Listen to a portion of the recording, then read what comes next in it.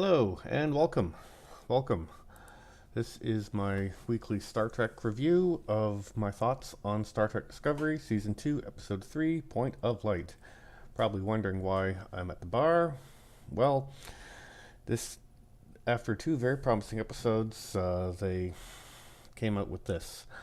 The first up, I'm trying very hard to provide for balanced and trying hard to like this and see some good in this because big Star Trek fan didn't want to just have this channel just complain about it all the time, but here we are. This episode was a train wreck. It may have actually do all the goodwill from the first two episodes. It was that bad. It was exposition which brought the story forward to tell us what's going on this season, and oh my god, it was terrible. They doubled down on every single thing that people hated about season one. So I figured my character needed a good stiff drink while he reflected on this episode. So here I am at the bar with drink in hand. Ugh. The whole episode focusing on Kling-Orcs because they're ever so popular. My god. So start off Vulcan ship, scout ship. It's currently available in Star Trek Online for the 9th anniversary, and it looks like a shoe. Seriously though, who drives a shoe? Still looking forward to using it in Star Trek Online, but my god, is this ship an awful design. The Dakar class cruiser from Star Trek Enterprise looks really cool, but this one just looks like they just, we need a ship design real quick. Hey, let's make it out of a shoe, because it looks like a shoe. Also kind of looks like Betty Ray Bill from Marvel Comics. He's the horse guy that was able to wield Thor's hammer, for those who don't know. Good storyline, very classic, very good storyline. Okay, I like that the opening with a personal log. Many Star Trek episodes did that in the past and helps set the tone for the episode, and it gives a mention that, like, hey, at least they're trying to give some nods to old Trek. Like that. Next, open up with Tilly doing a marathon runner, and honestly, I run marathons myself, so it's really good to see that on TV. Nice to encourage people to do that and say, hey, this is awesome, but yeah. Well, first thing I noticed, like, man, this is where a holodeck would come in handy, so you don't have to clog up the hallway, and you could go literally anywhere, run anywhere in the galaxy rather than just run the same short hallways 47 times, which would, my god, would get really boring after a while.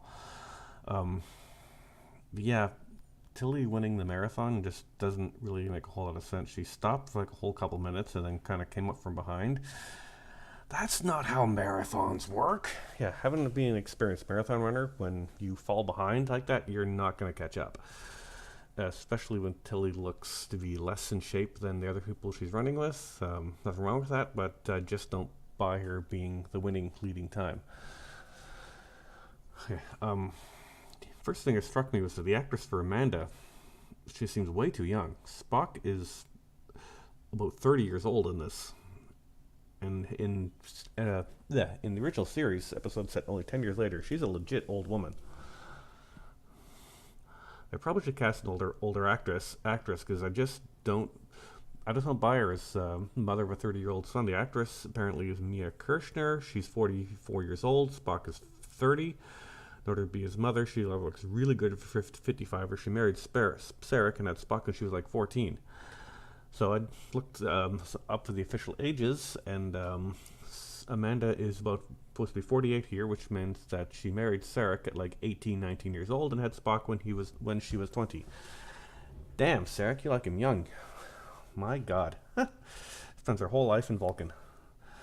Literally her whole life as an adult. Whatever. Not a big thing. I just thought I'd mention that the age just seems way off.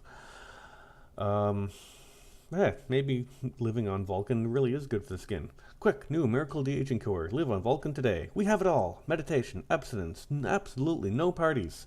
Perfect destination to detox your life. So they brought in the D7, not just that weird prison ship they called the D7 that wasn't D7, but an actual D7 Katinga class battle cruiser. Hell yeah. This is the ship that strikes terror into the heart of the enemies of the Empire, and is traditionally the equal to Starfleet's Constitution class. And it is awesome to see that. I love that classic design. That is a symbol of the Empire, especially in this time period. Boo friggin' yeah. Klingons' hair. So they took the exact same makeup, which everybody hated from season 1, and just put wigs on them. And sometimes not even good wigs either. Chancellor Laurel, is that her name? She looked really strange. Her makeup is odd because she looks purple, and Klingons don't have purple skin. And the wig just didn't look right either. Yeah. But I am glad to see hair in there. They still don't look like Klingons, but they look more like Klingons. People talk about the Klingon look multiple times. They didn't. They changed it once in 1977, and then every other change of the Klingon look was a refinement of that look, which eventually coalesced in the TNG-style Klingons we're used to from Deep Space Nine. The only other change was in the J.J. Abrams movies, and then this. But in Prime Canon TV Klingons, they always looked like space Vikings. But still, I can deal with that. I can live with that. I can live with it. Just mention that they're doing more genetic experiments to get rid of the augment virus and accidentally screwed it up. And it's going to fix itself or something because reasons. And changing a lot of the designs for what Klingon aesthetic for what their worlds and ships look like bears no resemblance to any other version of the Empire we've ever seen in any version of Star Trek ever. However, I can live with that too, because that can just be explained as a result of dealing with the augment virus and the flathead Klingons. They started doing more genetic manipulation to undo that, screwed it up, and then decided to embrace their ancient past to compensate for the loss of their ridges and how they look weird and strange now, and they're just kind of overcompensating to kind of, I don't know, kind of like because they are being the Federation is trying to assimilate them, so they're just kind of really embracing their culture and going backwards just to kind of like, hey, we're still Klingon, like that scene in, what movie is that, what is Ed Norton, Fight Club, where he and Meatloaf are embracing each other. We're still men. It's like the Klingon version of that. We're still Klingons. Okay, moving on. Ash Tyler is still an ungodly awful character. Good lord, they gave him a man bun and hipster beard? No. They actually managed to take one of the least interesting characters in the entire history of television and make him even less likable. Congratulations, that takes some effort. No, I am not a fan of man buns. If you are, that's awesome, and I'm sorry if I offended you. I'm so sorry. Overall, Tyler just did not seem very Klingon. This is a guy who's supposedly so important, but he's super unsure of himself, and he's the least Klingon-like I've ever seen in any version of the show. On one hand, it's good to show that not all Klingons are confident space Vikings, but on the other hand, this is a really strange look for Klingon, because this is one of the more important people in the entire Empire. He's hanging out with his people again, and doesn't get his human surgery reversed, which makes absolutely no sense, especially in this time period where Klingons really hate humans. Takuva may have been a stand-in for Trump supporters, but here's a skinny on this. The Federation actually is trying to assimilate everything in their path. They actually are hoping to assimilate the Klingons and convert them to human culture. So Takuva is not wrong about that. In Deep Space Nine, the Maquis Eddington gives a really good speech about how Federation is a lot like the Borg, except the Borg are at least honest about their plans for assimilation. This fits very well for discovering what they were trying to do with Season 1, but kind of missed the mark on. So, apparently Amanda stole Spock's file. That's not how computers work! She stole his file and then deleted it for some reason. Okay, here's how computers work. Spock records are an electronic file. You can make a copy of it, but you don't delete the original when you delete it. That really doesn't make any sense unless you're putting up a giant flag and say, hey, look for me, here's something weird going on. Yeah, I know in the 90s that happened all the time with Star Trek, but that was a whole generation ago. I can forgive that because, computers worked differently back then. People thought differently about computers then, so I can live with that. But they don't have this excuse.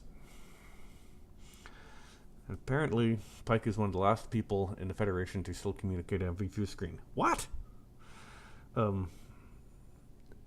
hologram technology will not be invented for another roughly 120 years, give or take. They really need to explain why 10 years before TOS, they communicated using hologram technology that won't exist for another over 100 years like this. This is firmly established on screen in Prime Canon, so they can't ignore it. It sticks out like a sore thumb. Pike, you're the only one still communicating with screens. Really? Because we have 79 episodes of Star Trek set in this time period that show the entire universe communicating only with screens. No one in the Star Trek universe possesses this technology in this time period, and that line is a bit strange. And yes, 79 episodes. 78 episodes original series, plus the original episode of The Cage. That counts as 79 episodes. And The Cage and the original series bookend both ends of Discovery, no matter how long it'll go. And both of them very clearly show there is no hologram technology.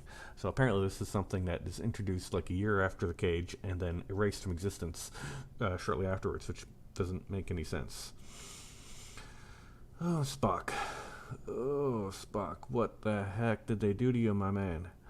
Why would Spock's case be classified for any reasons? Doesn't make any sense. He voluntarily committed himself and then supposedly kills 3 people, and then that makes it super classified. Why? That's not how the law works. Case files are missing. That's not how computers work. These are electronic records. How can they be missing? Why would Amanda take a copy of his file and delete the records? Does she want people to go look for her? Jesus bloody hell. She had a perfect escape route and it's completely borked it up. Send a message. You want to be fun. Doesn't make any sense. Spock's a murderer? Oh dear. Bloody frickin' blankety blank blank blank blank blank. Try here, not to swear here, but these people behind Discovery have any idea what they're doing? This is a really stupid, dumb thing to do to a classic beloved character. And yeah, I'm really annoyed about this because the Discovery writers invented a problem with Spock being emotional. It didn't really exist until this year. Then seemed to be spending an entire season explaining this, all the while destroying a classic character. Wow, he smiled once in the opening pilot. We need to do a whole season explaining this. No, we don't. Everyone understands that he smiled like that because Vulcans being emotional hadn't been a thing yet, and this is an episode that didn't air in its entirety until 1988 and was only for one bloody scene. No one cared. No one needed that explained. But now we got a whole freaking season showcasing that Spock was never actually the calm, cool, collected Vulcan. He was actually always an emotional train wreck, barely able to keep it together. Apparently he's barely mentally capable. This is written by the same guys that did the frickin' J.J. Abrams Star Trek, where Spock also flew off the handle every second scene. So I guess I shouldn't be surprised. Really, how the heck he got permission to do this again? It's beyond me. Like, really? This is the only version of Star Trek we're able to get, versions where Spock is an emotionally compromised train wreck who's barely able to frickin' keep it together because he's half psychotic lunatic. This is right up there with retconning the Vulcans as really petty jerky McJerkface's Enterprise, which is also a dumb idea. I totally get Enterprise saying, Vulcans and trust humans holding back. That actually works, and especially with TOS, because even the TOS series, Vulcans weren't really integrated the rest of Starfleet, and they tended to be Spock faced quite a lot of racism from his fellow crew members. But the way that the Vulcans were portrayed in Enterprise as being really complete, utter, petty assholes, pardon my language, good thing I'm not trying to monetize this, didn't make a whole lot of sense, didn't work then, it didn't work here. Spock was bullied as a child for being human by Vulcan children. Children haven't learned the Vulcan logic yet. There was no need to have this big convoluted mess of anything shoehorned in place. Spock had a normal Vulcan childhood. There was never before an issue with him and human emotions until the show created that issue. Having him have so many issues controlling his emotion being crippled as a result is bizarre and not canon.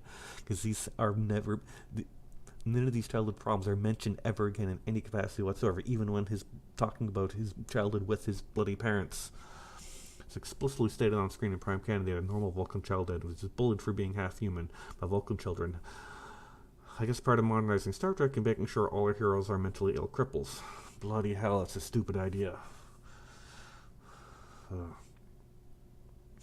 Back to Klingon hair again. I just want to throw out that they just kind of throw out, Klingons are growing the hair again after the war's over, implying that they shave their heads during war. That is not canon and explicitly does not happen. We have multiple canonical examples. The Klingons do not, under any circumstances, shave their heads through war, ever, in any era. This is explicitly stated on screen in Prime Canon. The following is the list of wars we see on screen in Prime Canon that the Klingon Empire engaged in with Klingons with hair.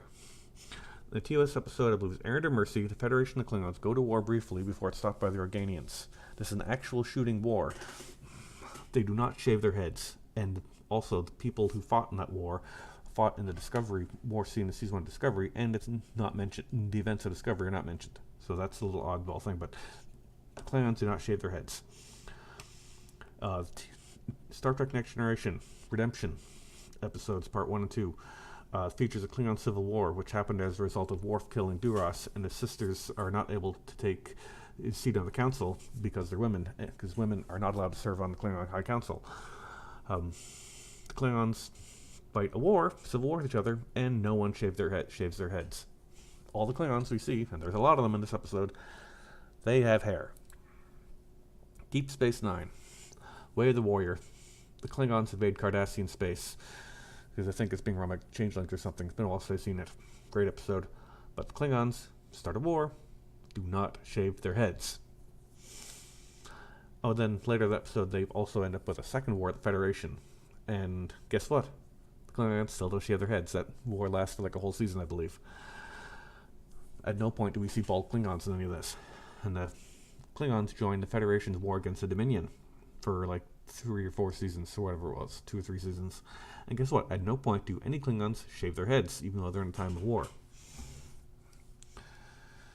So stating they do so with war is just sloppy writing. It's not canon, because we can very clearly see this on screen, and what CBS says is the same universe. So something's got to give. Even Klingons of that era that we see in the original series don't shave their heads when they go to war. The Discovery set in the old Prime Canon timeline, the CBS states, and they're required to make it line up, not just decanonize the entire series because the writers are lazy hacks who couldn't be bothered to do their homework.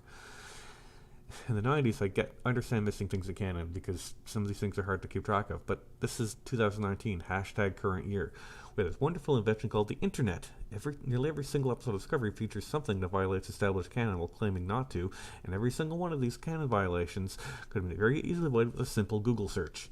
The only excuse for this is apparently CBS must have removed TOS TNG etc. from canon and aren't willing to admit that because Star Trek viewers will not accept another reboot so soon after the failure of the JJ-verse, so we end up with the worst of both worlds because Alex Kurtzman and his writing staff are incompetent and not willing to do their damn job and watch all Star Trek to make things line up properly and give us a competent story. Star Trek 2 is an example of how to do this right. This is the brainchild of Nicholas Meyer. He came into Star Trek without ever having seen Star Trek before. He was not a fan. And the first thing he did, he binge-watched all the episodes available at the time so he could learn how the characters were acted, what made Star Trek tick, and not understand what people liked about Star Trek so that his movie would reflect that. Because Star Trek 1, there was a backlash, people found it boring, not reflective of the series or characters, and so they wanted to get something more true to the characters, and he knocked it out of the ballpark. It just comes across as insulting. Discovery staff is not willing to do this. And what I said earlier about removing things from canon is that Discovery only fits in the wider Star Trek universe if none of the other Star Trek shows are canon. Because TOS does not line up with Discovery at all. It's fundamentally incompatible. So the original series has not officially basically been erased from canon. Those characters still exist, but they do not exist in the Discovery universe in the form that we see, because that universe is different and not compatible with what we see in Discovery. TNG, the lost parts of TNG and Deep Space Nine are no longer canon now because Discovery's taken so much out.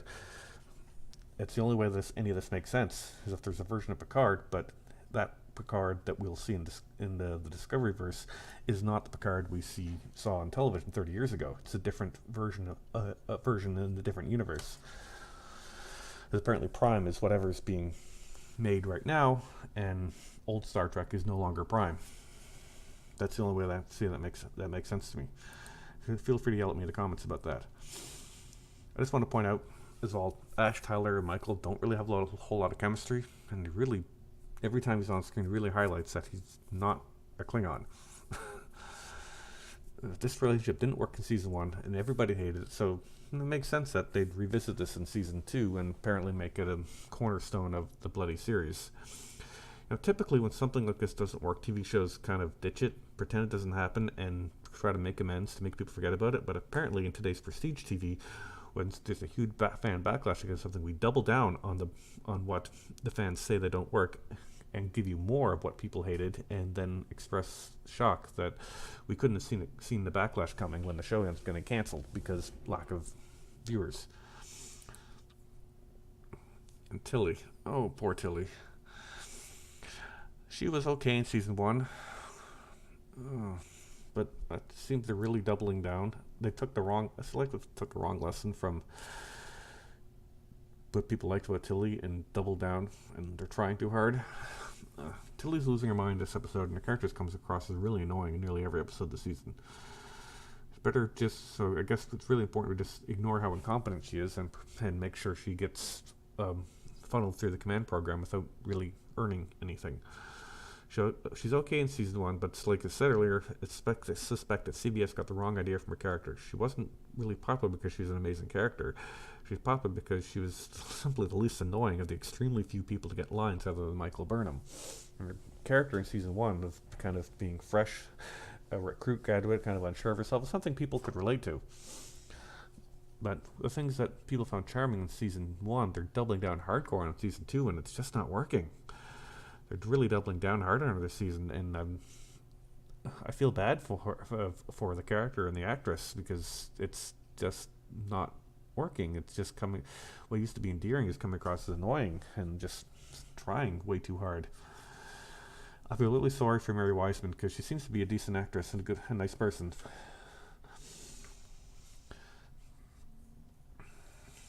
I just wanted to address the comment of this in the episode where Ash Tyler just mentioned, why do people stop speaking when he enters the room? Well, maybe because he's a Klingon in human form who refuses to undo his human surgery in a culture that hates the Federation is trying to assimilate the Klingons. That might have something to do with it. You're living on Klingons again, get surgery to look like your damn self again. This would be like if, remember in Unification when Picard got surgery to appear Romulan, and then it's like he, when he came, after the episode, when he came back in Federation, he left his Romulan makeup on. It wouldn't make any sense. Albino Baby could potentially be interesting, because like everybody else who's probably heard 1,000 times across all the Star Trek channels and stuff on the internet, is that maybe this will be the origin of the blood feud between Kang Koloth and the albino. From Deep Space Nine, the episode Blood Oath. Because the events of that storyline with do have their origins in this era. So, and albino Klingons are very rare. Now, the albino himself, I don't think was ever explicitly stated to be Klingon, but that could totally work. Maybe that's albino. That would be actually really cool if they address that. But I'm sure we'll never see it again.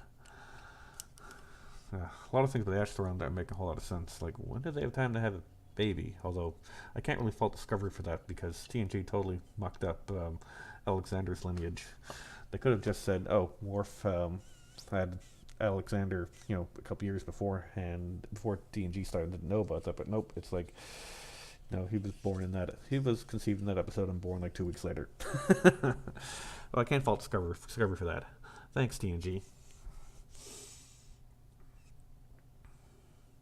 But I don't know, as I go through the episode and watching the scenes with Ash Tyler, it's just really highlighting how un-Klingon he is.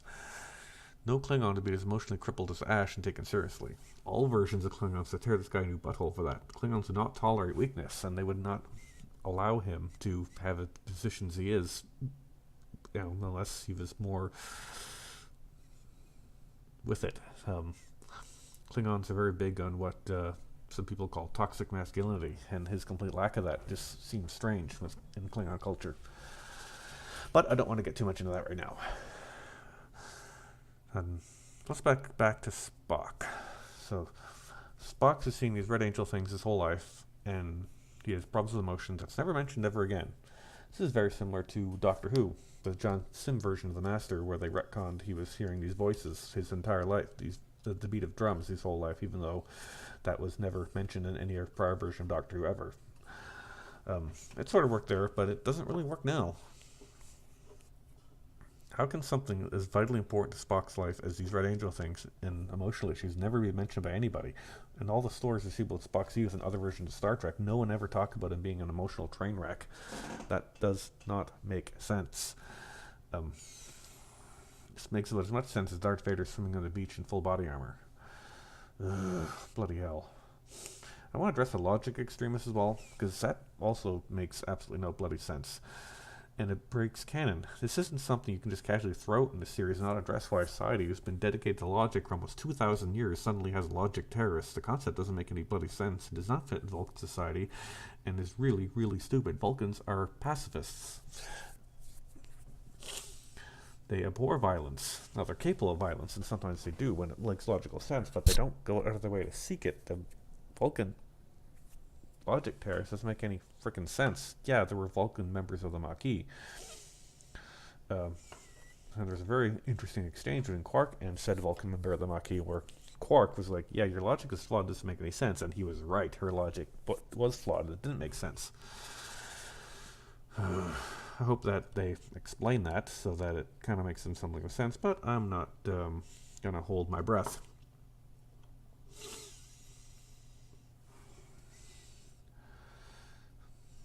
Again, love seeing the Klingon hair, but it doesn't really work. Chancellor Rel looks just strange with hair. Just doesn't really work. I don't know, I put my finger on it, but it just looks like the hair doesn't look natural. Like, just trying to explain myself. Let's compare to Worf, Gowron, all the old Klingons. That wasn't natural hair in any of those old Klingons. Robert O'Reilly, who played Gowron, did not have long flowing hair. Michael Dorn does not have long flowing hair. Those are wigs. And those prosthetics in 1988 look more natural and normal than the modern Klingon prosthetics in 2018, which is just embarrassing. The older Klingon with hair looks strange. He looks like the most Klingon-like of everybody, but it just looks odd. There's something off about it, the way he looks. He looks Klingon, but not Klingon at the same time. Oh, and apparently Burnham is also a xenoanthropologist, in addition to being the best test pilot in human history from being able to sustain 9Gs. And apparently she's an expert counselor as well. Is there anything she can't do?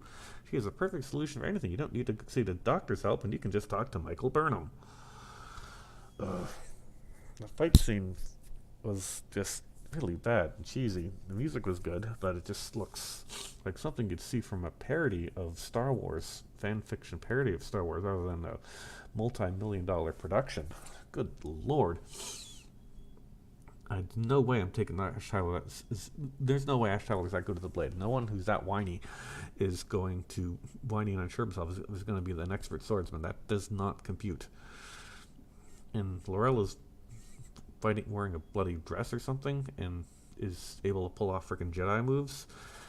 That's not how fighting works. The bubble gun was the dumbest thing I've ever seen. Like, what? It just encases someone with a bubble and then disappears? That is like just as dumb as the tinfoil Superman S in Superman 2, which is exactly, now think about it, exactly the same bloody thing. It worked exactly the same way. That's a mild inconvenience. It didn't really slow us down at all. And how come none of this technology has ever seen again in any other version of Star Trek, either Prime Universe or any of the versions of the Mirror Universe we see? It doesn't make sense. So this is set up for the Section 31 show we might be getting sometime soon. Mirror Giorgio is back, apparently pretending to be her prime self from retirement. Oh, I don't know what you're talking about. I'm not from the Mirror Universe. I am Starfleet Captain Felipe Giorgio, enjoying retirement. Do they think we're stupid or something? She's addressing people who frickin' killed and ate her prime self. They know full well what's up. Good lord. It's just awful, sloppy writing. It's like, geez, bloody hell. Who was taken about her death. She was actually retired, and they were not going to explain how. The public will never catch on. This is just insulting. I think we're stupid because they're just beating us over the head with the fact that I think we're so stupid and accept any sloppy, incompetent writing. Won't notice when nothing makes any bloody sense. They can't. No wonder they can't follow established Trek canon. They can't even follow the canon from their own freaking show. This is embarrassing. That excuse doesn't work at all. Like the people she mentioned that she's retired to are the people who watched her die. They ate her corpse. The first thing they're gonna say is bullshit. We watched you die. We ate your corpse. Jesus. Oh man. Was this frickin' episode written at the bar at 3 a.m.? Because it sure the heck looks that way. Let's go and talk about Chancellor Laurel for a second. She's supposed to be Klingon Chancellor. It's a job where you really only get it by assassinating your predecessor. Case in point, Next Generation Deep Space Nine. Chancellor, not Jim Bach, that's Star Trek Online. Oh, what was his name? The original Klingon Chancellor. Really old guy. He was poisoned, I believe, by the Duras guys. And the contenders to that job were Duras and Gowron. And they fought a civil war to get the job. Gowron didn't get the job because he was elected or passed some test or something. No, he just killed a lot of people to get it. And then Martok became Chancellor when Worf killed Gowron in a fight in Deep Space Nine, and then handed the job to Martok. So this is, this stage for what the job of Klingon Chancellor is like. People are going to kill you. People are always plotting to kill you. This is a job where you're dealing with Game of Thrones style intrigue every hour of every day. And Laurel just doesn't seem believable in the job. She comes across as too emotional, too unsure of herself. Gowron would eat her for breakfast. Maybe literally, because apparently Klingons are cannibals now.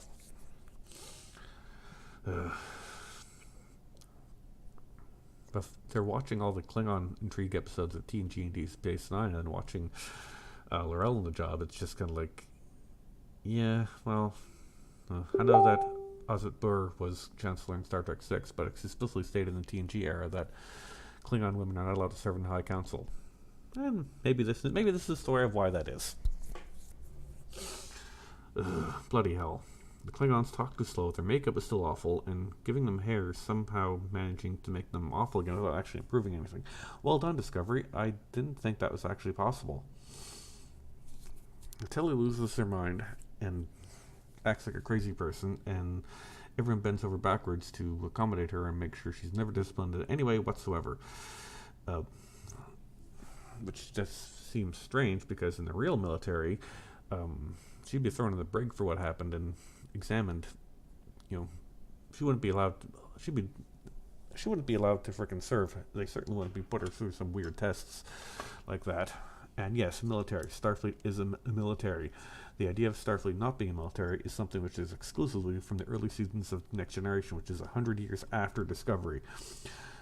Specifically 100 years after the Federation faced nearly 100 years of mostly peace, except for minor border conflicts with the Zenkethi and the Cardassians. If you watch the original series, Starfleet is portrayed as a military organization with a military command structure and military kind of discipline, not 20th century style discipline, it's an evolved style discipline, but people who wrote the original series served in the military in World War II, and it shows when you watch that series. Discovery is made by people who've never been in the military, or probably never even talked to anybody who's been in the military, and that also shows. Even in Star Trek II, The Wrath of Khan, the civilian scientists specifically call out Starfleet as the military.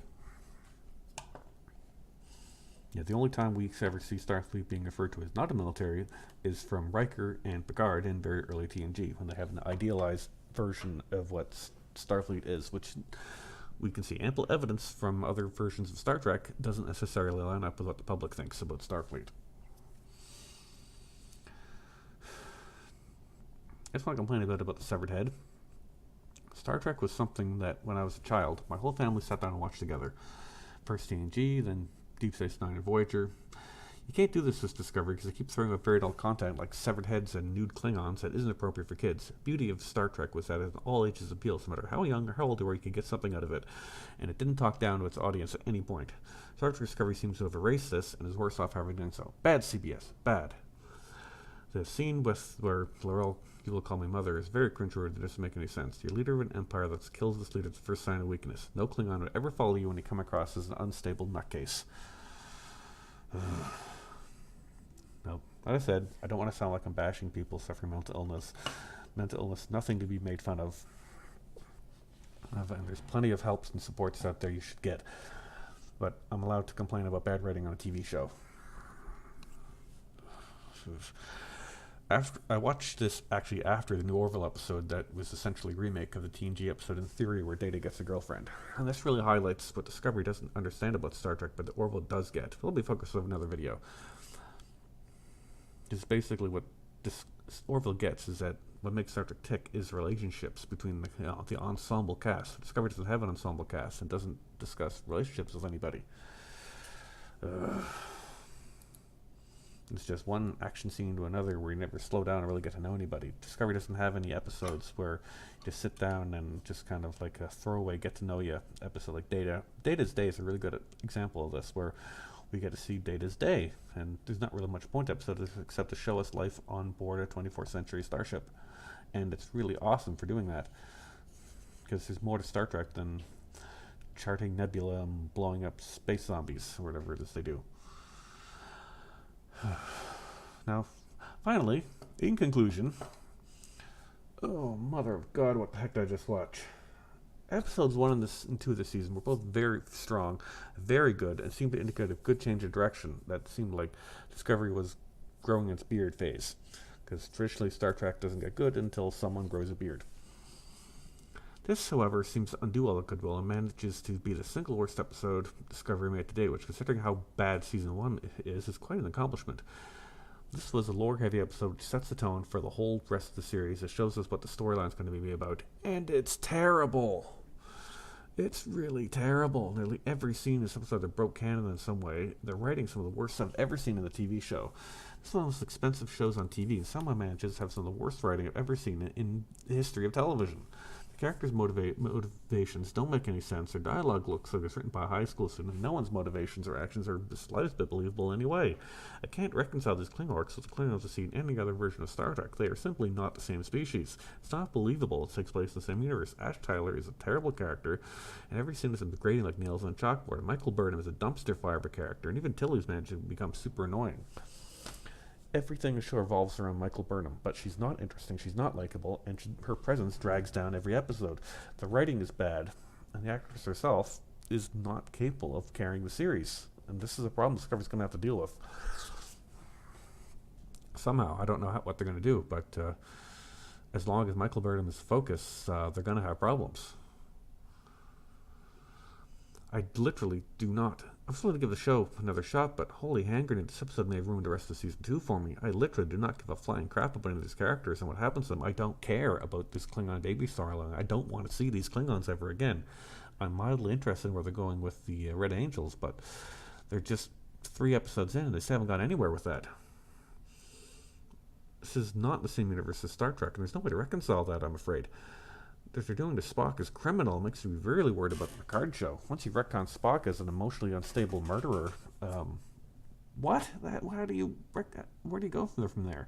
How are you supposed to look at this version of Spock and see Leonard Nimoy's version? You can't. It's not the same character.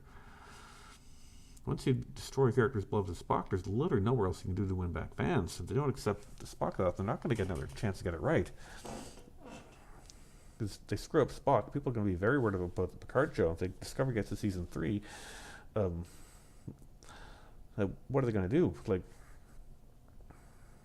The only reason Spock and Pike are in season 2 is because season 1 was so bad and people didn't like it. They brought them in after specifically saying they wouldn't to get viewers into the show, because people aren't showing up for the original characters. The characters that they created for the show, they need to bring in old ones to get people interested. And if they set a tone of we're going to bring in old characters and then butcher them, they're not going to be able to get people interested in doing that again. Like, what are they going to do? Bring in Lieutenant Kirk in USS Farragut in season 3? After they butcher Spock, people aren't going to be excited about that. And then there's other problems with so much reliance on old characters, is it doesn't give the new characters any time to breathe. Michael Burnham's biggest problem is the fact that she doesn't seem like she's not her own character. She's not allowed to get her own space, because making her Spock's sister means Spock's always breathing down her neck kind of thing, even when the story has nothing to do with them. Questions about how come we've never heard of this person before overshadow everything, and the character doesn't get the chance to stand on its own 2 feet, which is a shame. Because, there is some interesting things in there, but they turned her into a female Wesley Crusher, and that was a mistake. Yeah. So, yeah. You get one chance to win over people with old characters, and you're not really going to get the same chance again. It makes the universe too small as well. It's like, People aren't liking Discovery, so let's bring in Spock. Did that work? No, let's bring in Kirk. Did that work? Let's bring in Picard's grandfather. Ugh.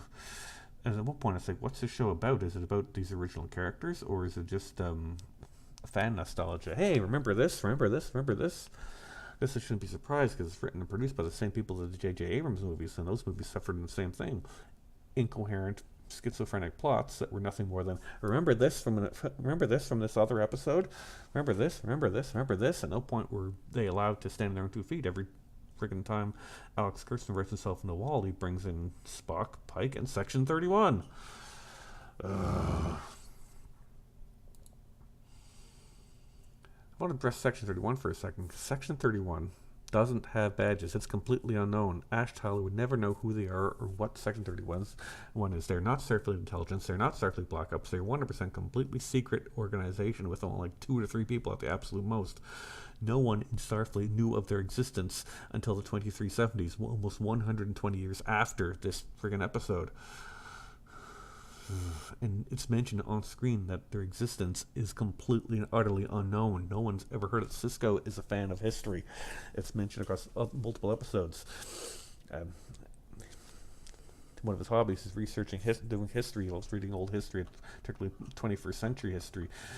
So he's going to be familiar with the history of the Federation, and he's never heard of Section 31. It's one of these things that's incompatible.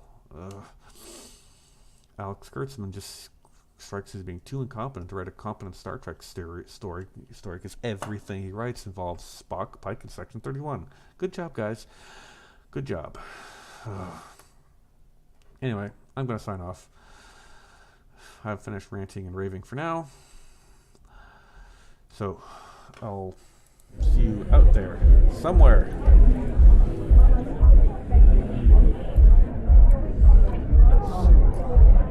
Sayonara. Have a good one.